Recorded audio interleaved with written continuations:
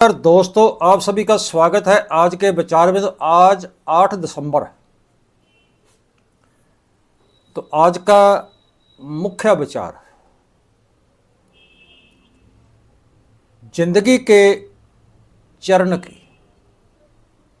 सबसे बड़ी त्रासदी तब होती है जब आदमी के आंखें होते हुए भी वो देख नहीं सकता, कान होते हुए भी वो सुन नहीं सकता और दिमाग होते हुए भी वो सोच नहीं सकता। तो ये था आज का मुख्य विचार। और अब बात करते हैं 8 दिसंबर के साथ जुड़ी हुई वैज्ञानिक, ऐतिहासिक और सामाजिक जानकारियों के बारे में। तो 8 दिसंबर 1930 को शहीद देशभगत सुधीर गुप्ता का जन्म हुआ। 8 दिसंबर 1935 को फिल्मी अभिनेता धर्मेंद्र, जिसका पहले नाम था धर्मेंद्र सिंह, का गांव शहर सानेवाल जो पंजाब में है वहाँ उनका जन्म हुआ था।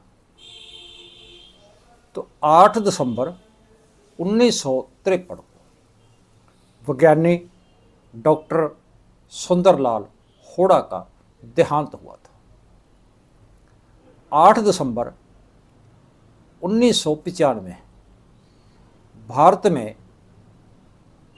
पोलियो के उन्मूलन के लिए पल्स पोलियो अभियान जो शुरू हुई।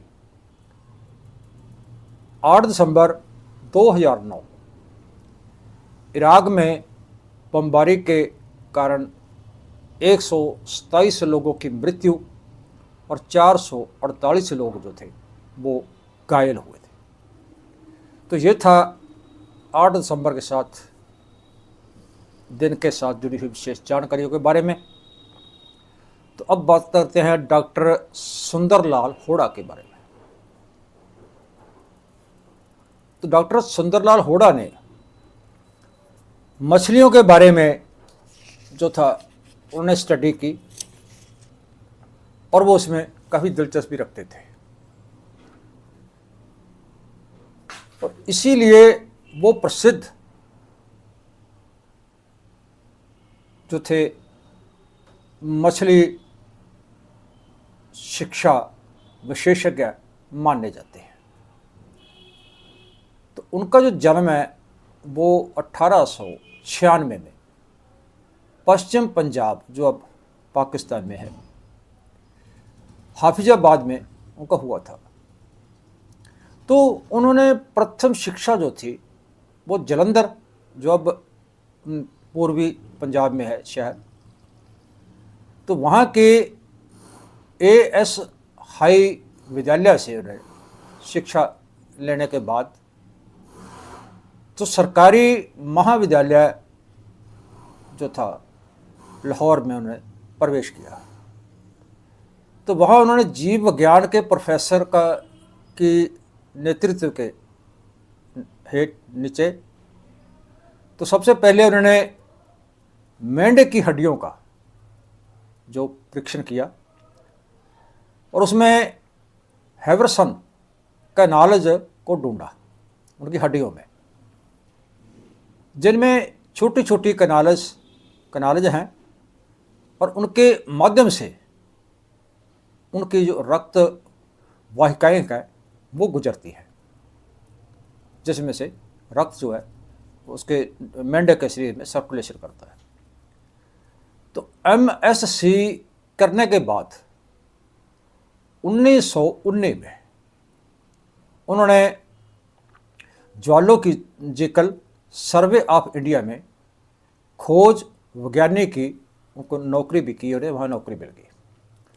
तो 1922 में पंजाब विश्वविद्यालय से उन्होंने DSc की जो डिग्री ही वो प्राप्त की।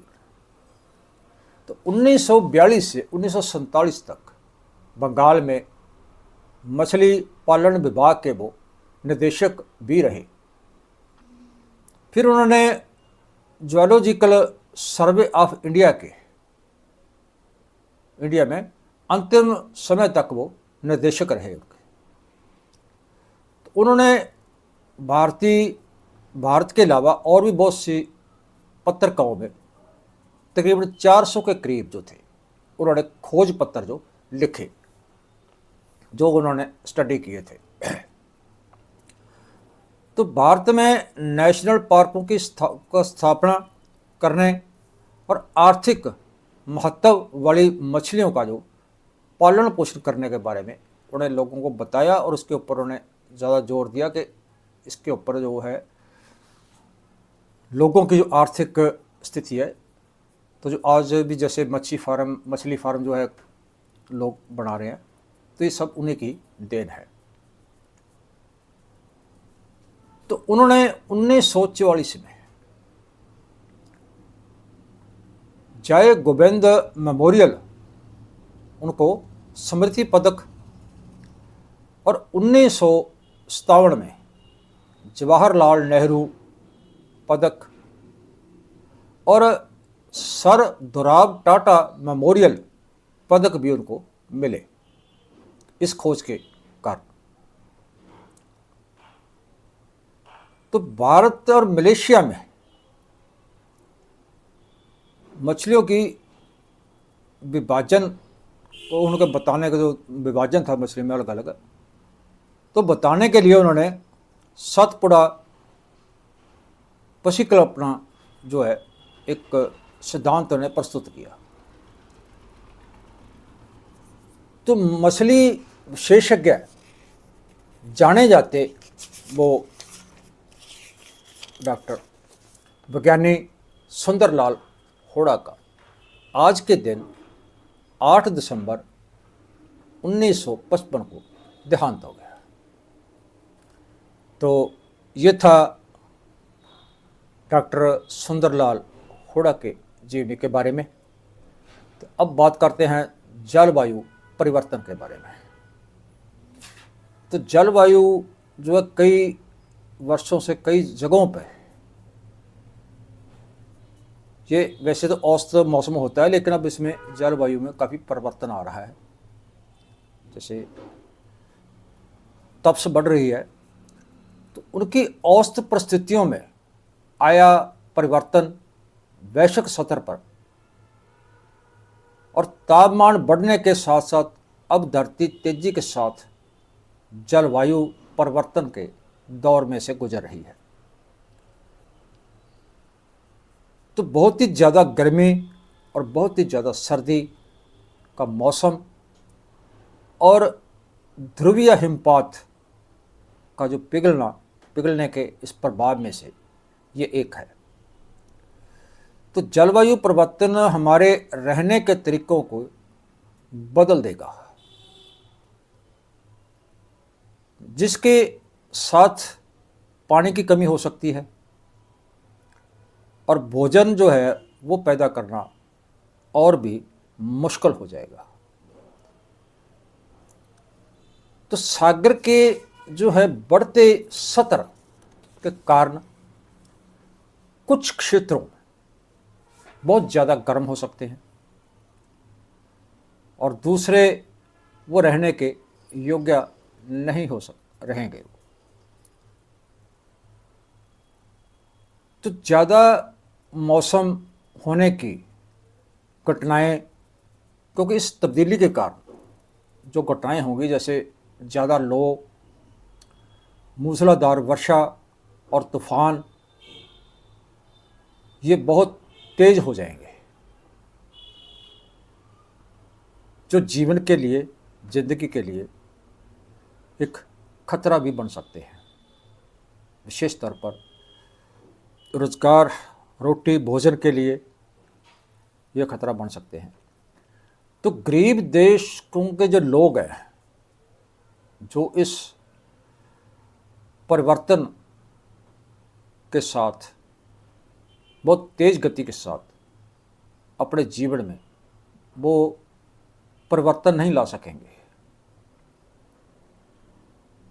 और जो लोग ये परिवर्तन नहीं ला सकेंगे उनका सबसे ज़्यादा नुकसान होगा। तो ध्रुवीय हिमपात ग्लेशियर जो तेजी से पिघल रहे हैं, तो जो नीचे के क्षेत्र है, पहाड़ी से जो नीचे के क्षेत्र है, धरातल से या तटीय क्षेत्र है, और वो समुद्र के बढ़ने के कारण उसमें बाढ़ आने का हमेशा खतरा होगा। तो परमाफ्रॉस्ट के रूप में हिमपात जो है एक जमी हुई जमीन है। तो साइबेरिया का पिघलना, मीथेन और ग्रीन हाउस गैसों का पर्यावरण में छोड़ी जाएंगी, जिसके साथ जलवायु परिवर्तन जो उसकी स्थिति है वो बदतर हो जाएगी। तो इंसानी गतिविधियों के कारण वैश्विक तापमान है वो बढ़ रहा है। तो जैसे जैसे विकास होता जा रहा है उसके साथ उसका नुकसान भी जो है वो जो जलवायु है उसके परिवर्तन में भी एक मुख्य भूमिका अदा कर रहा है। जैसे बिजली से चलने वाले मशीनें, फैक्ट्रियां, परिवहन, घरों को गर्म करने के लिए तेल, गैस और एसी वगैरह जो है, और कोयले का इस्तेमाल शुरू करने के पहले से अब बहुत ज़्यादा हो चुका है। तो दुनिया का जो तापमान है लगभग अब जो है परिवर्तन जो है वो 1.2 सेल्सियस डिग्री जो है ज़्यादा गर्म है। तो वायुमंडल में एक ग्रीन हाउस गैस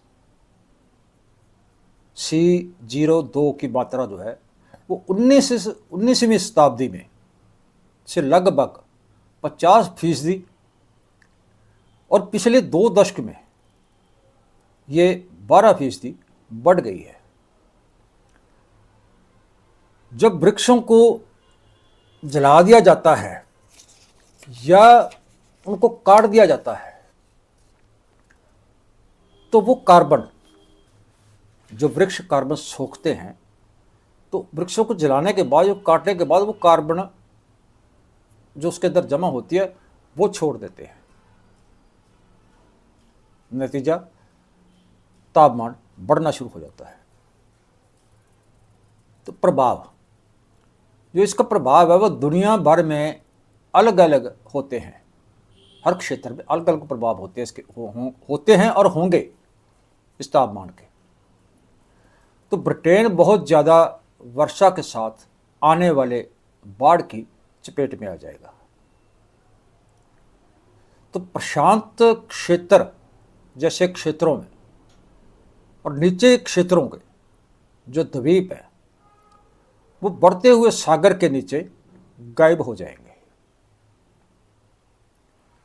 तो बहुत से अफ्रीकी देशों को सूखा और भोजन की कमी का सामना करने की जो है मुश्किल पेश आएगी, संभावना है।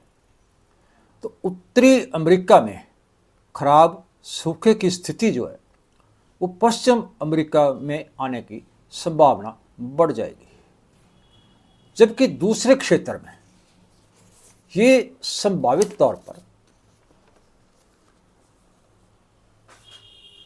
मूसलाधार बारिश और ज़्यादा तूफान देखने को मिलेंगे इस बढ़ते हुए ग्लोबल वार्मिंग, इस तापमान के कारण। तो ये था आज का विचार और उसके बारे में जानकारी। कैसी लगी, अच्छी लगी, इसको ज़्यादा से ज़्यादा लाइक शेयर करना, कमेंट करके अपने विचार जरूर देना। कल फिर मिलते हैं एक ऐसे ही किसी और नए विचार के साथ। तब तक नमस्कार।